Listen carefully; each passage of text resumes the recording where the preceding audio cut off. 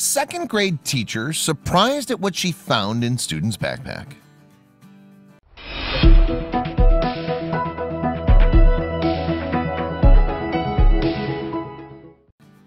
Checking her students' bags wasn't something that Mrs. Nabors generally did, but she was required, so she did her duty and checked each student's bag. She found what she expected, little more than pencils, books, snacks, and stationery. Then she noticed one little girl acting oddly. That's when she discovered something unexpected. Sadly, daily bag checks have become routine in many schools. Guards who check the bags have found all manner of innocuous objects such as smartphones and fidget spinners to more dangerous items.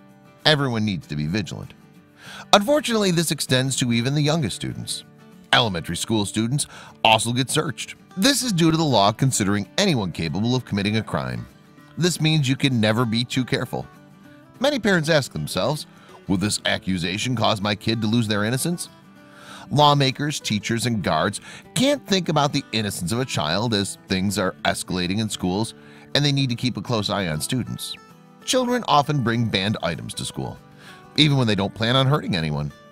However, even bringing these things innocently could cause injury or even something like an allergic reaction. At Jefferson Elementary School in Jefferson County, Georgia, the safety of the students is the highest priority. This means that teachers are required to check the students' bags as soon as the morning announcements have been made. On that particular day, Mrs. Nabors wasn't expecting to find anything more dangerous than a video game. This wouldn't be a normal day, however. Mrs. Bobby Nabor was a second grade teacher, and she firmly believed that children could be trusted when it came to what they may or may not bring to school. For this reason, she didn't often check her students' bags. Normally, her students didn't give her reason to check. On this day, however, she noticed something strange. All of her students were excited about a book fair that was scheduled to happen soon and would have all kinds of fun things to experience. These events are fun for everyone, and everyone was excited to get the event going. This is why Mrs. Nabor hadn't checked her students' bags for a while. Little children, such as second graders, can easily get distracted. This is why Mrs. Nabors was working harder than normal to get them to pay attention and keep them busy with their morning routines. She'd forgotten to check their bags. After all, what dangerous or banned items could they possibly bring? Something was wrong, however.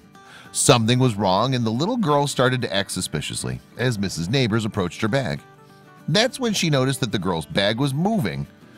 Mrs. Nabors knew that there was no reason why a child's bag should be moving, so she couldn't imagine what was in her bag. So she decided to open the bag. When Mrs. Nabors opened the bag and looked inside, she found herself staring into a small pair of eyes. Inside the bag, she found a small brown puppy. If any of the children had a pet allergy, this tiny thing could have put them at risk. However, Mrs. Nabor decided not to punish the little girl. She had a better idea. Mrs. Nabors understood that the little girl had no understanding of her actions' possible consequences. So instead of punishing the girl, Mrs. Nabors passed the puppy around. All the children were thrilled to see the little critter and to get a chance to hold it and pet it. However, there was one unanswered question. She was still concerned about where the animal came from, so she asked the little girl, who for obvious reasons won't be named, about where the puppy came from. In a typical answer for a little child, she answered, "My mom must have put him in there." However, as much fun as it was to have the puppy in class, all good things must come to an end. The puppy had been incredibly well behaved and was loved by the whole class, but she had to send him home. Mrs. Nabors called the girl's mom and asked her to come and fetch the puppy and take it home. Mrs. Nabors made a decision before sending the puppy away. It just so happened that the book fair needed a mascot. Due to the fact that the puppy was so popular already, Mrs. Nabors decided to make him the mascot. Soon, "Paws for a good book" became the official slogan of the book fair. But did the puppy do anything more for the school? The puppy, named Jake, wasn't the only dog at the school, however. There was a girl who had a service dog named Dottie who came to school with her. Fortunately, Jake didn't mind sharing the spotlight with another adorable pup.